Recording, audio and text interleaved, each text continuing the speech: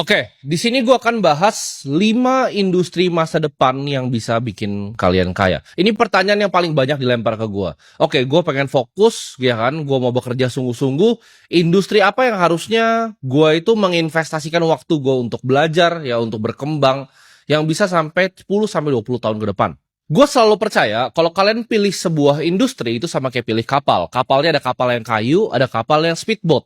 Ada juga kapal yang udah bolong. Jadi jangan pilih kapal yang udah bolong. Contoh ya, gue kasih contoh kapal yang sudah bolong. Kalian bikin. Tapi kan fokus di industri apa aja, kalau kalian jadi yang terbaik, kalian bakal jadi super kaya. Betul ya, kalau kalian jualan bakmi, nomor 1 bisa sampai jadi bakmi GM, valuasi bisa triliun. Ya, tapi bakmi GM nggak banyak. Kalau kalian salah pilih industri, dan industri itu sunset, industri lagi turun, kemungkinan kalian untuk jadi orang yang kaya itu akan lebih kecil. Contohnya, sekarang kalian mau masuk ke industri media TV contohnya, atau industri radio yang sudah mati. Kalau lu masuk ke industri entertainment di bidang radio sekarang akan sulit sekali, karena buktinya perusahaan-perusahaan radio tuh udah banyak yang mau bangkrut. TV aja sekarang udah sulit karena orang lebih banyak nonton OTT ya, orang nggak mau nonton di TV lagi, orang lebih pilih untuk subscribe ke Netflix. Industri batu bara juga sama, ini akan jadi industri yang sunset. Kenapa? Karena tren kedepannya energi akan yang terbarukan atau renewable ya, karena agenda-agenda global dari investornya. Kalau kalian cari ya investor-investor terbesar di dunia, sovereign wealth fund dari Abu Dhabi, Norges Bank, itu mereka banyak kan udah fokus ke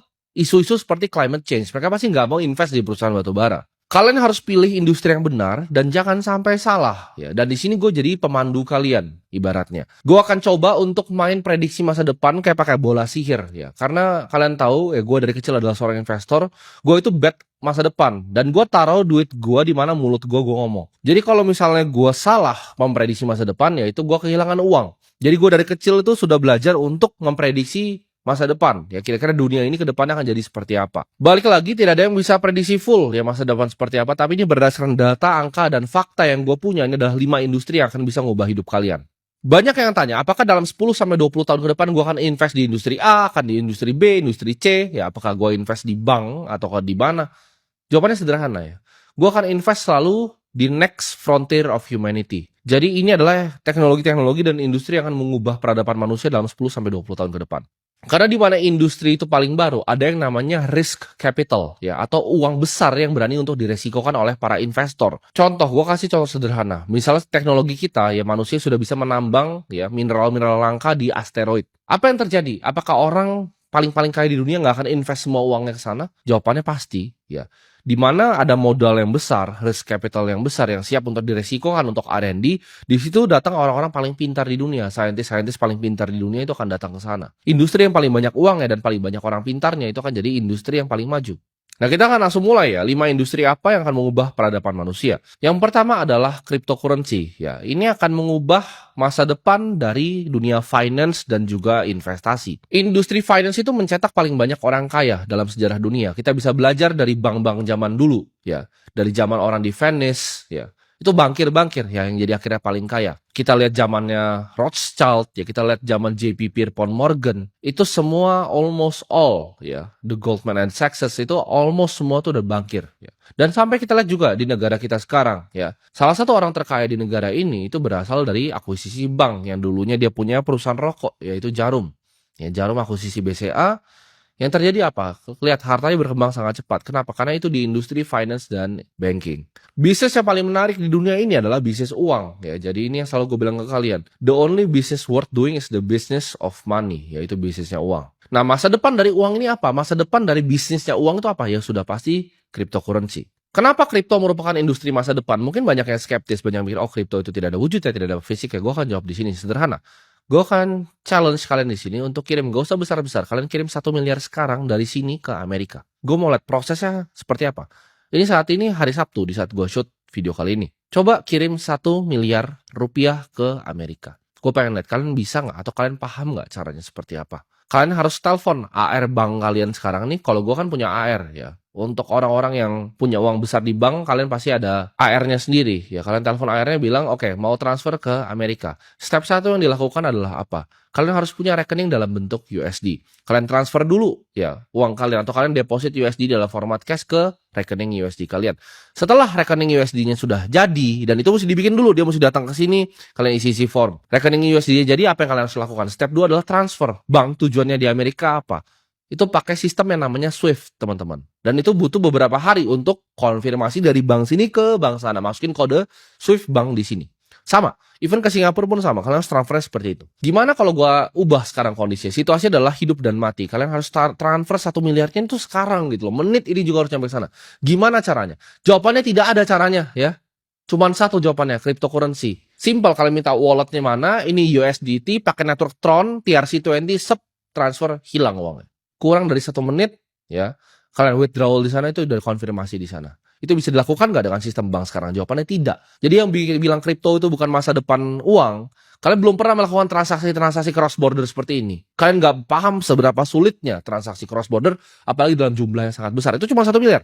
Coba 100 miliar. Apakah bisa pakai sistem tradisional? Sulitnya minta ampun. Percaya gue karena gue sudah pernah melakukan. Jadi itu cuma bisa dilakukan oleh cryptocurrency. Ini adalah teknologi revolusioner di mana tidak perlu ada lagi pihak ketiga ya. Kalian nggak perlu percaya ya ledgernya sebuah bank. Kalian tinggal percaya apa? Blockchain-nya yang transparan, yang kalian bisa lihat sendiri, kalian bisa cari sendiri di Block Explorer-nya. Gue percaya revolusi desentralisasi ini akan jadi tulang punggung finansial di masa depan, industri finansial. Kita lihat juga ya tren ke depannya. Bank sentral di dunia sudah melakukan yang namanya CBDC ya, Central Bank Digital Currency. Kenapa? Karena itu lebih transparan, lebih cepat, lebih efisien. Dan Indonesia sendiri apakah tidak mikir ke sana? Oh tentu saja pemerintahan kita sudah mikir dalam format yang namanya Project Garuda. Ini CBDC-nya Indonesia. Jadi kalau kalian tanya, apakah kripto masa depan? Sudah pasti, karena semua bank sentral sudah mengakui teknologinya. Sistem blockchain itu adalah sistem yang paling transparan, paling aman, paling gampang diaudit. Orang kalau bilang, oh ini berfungsi untuk kriminal. Kenapa? Karena orang-orangnya masih belum mengerti bagaimana cara melacaknya, bagaimana cara melihatnya, melihat aliran dananya. Ini paling gampang justru, paling susah kalian kaburin uang tuh justru pakai kripto. Kenapa? Karena orang-orang seperti gue itu bisa lacak sampai setiap wallet kalian. Ledger terbuka ini mengurangi banyak sekali human error. Kalian nggak tahu kan beberapa bank ya, bahkan di negara ini itu ada yang dihack. Lalu mereka tambelin pakai profit mereka hasil hacknya. Ini tidak pernah terjadi di dunia blockchain, tidak pernah terjadi di sistemnya Bitcoin. Karena semuanya open audit, transparan, dan setiap running node-nya itu memverifikasi transaksi yang terjadi di jaringannya. Kita lihat tren institusi dan negara. US ya, Donald Trump sudah bikin Bitcoin Act of 2024. Artinya apa? Di 2024 ini Donald Trump akan bikin strategic reserve dalam bentuk Bitcoin. Dan Amerika sendiri, per kita ngomong ini udah pegang 207.000 koin Bitcoin. Jadi kalau kalian masih ngerasa, oh ini bukan masa depan, Amerika sudah, El Salvador sudah, Argentina sudah, Bhutan sudah. Jadi banyak negara yang akan berebutan untuk beli Bitcoin ini. Gue percaya bahwa kripto kan ada subsektor ya, contohnya DeFi, Decentralized Finance. Ini akan mengubah gimana caranya sistem lending ya, sistem lending dan perbankan akan diubah di DeFi ini. Dan juga dari segi DAO ya, Decentralized Autonomous Organization. Ini akan mengubah bagaimana caranya organisasi di internet itu bekerja. Sistem votingnya ya, ini akan berubah semua. Kedepannya ya, teknologi yang gue akan bahas industri kedua yaitu AI, ini akan merubah semuanya jadi fake ya. Muka gue akan bisa jadi fake dan kripto akan bisa memverifikasi semuanya. Cryptocurrency akan mengubah semua cara tatanan dunia bekerja ya, inklusivitas. Orang di Afrika bisa transfer cepat. Mereka yang punya currency lemah di Nigeria, mereka bisa punya USD dalam format crypto USDT. Ini akan mengubah banyak sekali ya, inklusivitas, efisiensi transaksi. Ini akan mengubah semuanya dalam waktu 2030. Jadi kalau kalian tanya, apakah Timothy berinvestasi ke bank? Tidak, karena gue percaya kripto ini akan membantai semua bank yang ada. Teknologi itu bagaikan badai, ini nggak bisa kalian stop. Ini tsunami. Kalian tidak bisa stop pertumbuhan cryptocurrency. Dan nggak lama lagi di 2030 ini akan mengubah semuanya ya. Jadi sistem blockchain, sistem public ledger ini akan mengubah semua cara kita bertransaksi di dunia finance dan investasi.